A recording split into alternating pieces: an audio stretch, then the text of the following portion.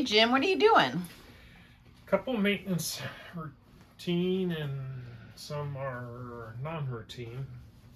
So the diesel engine, how it shuts off is it has a solenoid that basically presses down on the fuel pump and it shuts off the flow of fuel.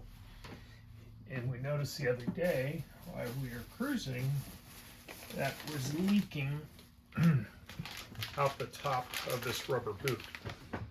So the rubber boot is designed to push down for a manual shut off. And you can see if I push down on this rubber thing, you can see the little lever on the bottom. And that pushes down on the fuel pump. The fuel pump's like a miniature V8 engine. It's got a gear, like a camshaft and a crank, and it's got the 8 injector flows that flow out. And so normally it shuts off electronically, electric, probably just big magnet in there. That pushes that down to shut off. But in an emergency case, this button gets pushed down.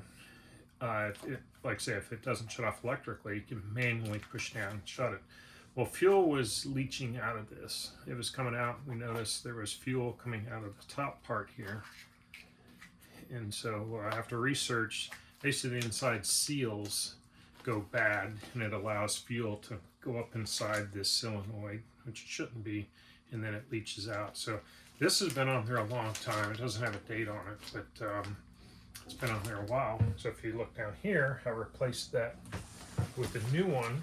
All right, so you're gonna have to show me where exactly it's at. So see, here's the new okay. one here.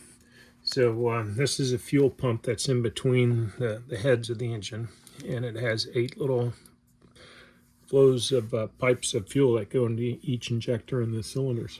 So that's been replaced. We've already tested it, works fine. And we will test it manually to make sure it shuts off. You can see here's the actual button. This is just sort of a rubber boot to protect it, I guess, from dirt. So we'll have to go back up and start it and then manual. Okay. So we ran it for a little bit, checked. There's no leaks. And there we go. And by running it, also warmed up the transmission oil. And we're going to change the transmission oil. It calls for every 1,000 hours to change the transmission oil. And we're approaching that from what we've put on it. It didn't really have a date, as far as I know, when the last transmission oil was changed. It's been clean. And I did find a little leak coming out of the oil cooler. So the transmission oil comes through here, goes through this cooler, and this is water that comes through. It flows through and then returns back. So this is a cooler. So underneath there's a drain plug that I've been kind of watching, but it's been leaking, and that's where it leaks down the transmission into the catch pan.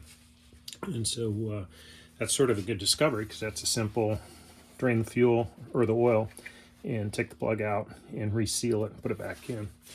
And then there's a drain plug on the very bottom of the transmission, which isn't real easy to get to. So this is the fill, and I was looking in there. There's no way to really stick a hole in there, but we do have on board a little hose that will go down to the dipstick hole, and that goes to the bottom of the pan. So I'm hoping to get about a gallon of oil out that way. And then I can get underneath there, take the drain plug off, and drain the last quart of oil out. It holds 5 quarts. And we'll go from there. Yeah, not a fun project, but I'll have to be underneath there and drain all the oil out. That's a lot of work, meaning no play.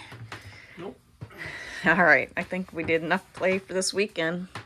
Bike rides and kayaks and walking down to the beach. Well, thank you for sharing. All right, now I just got to figure out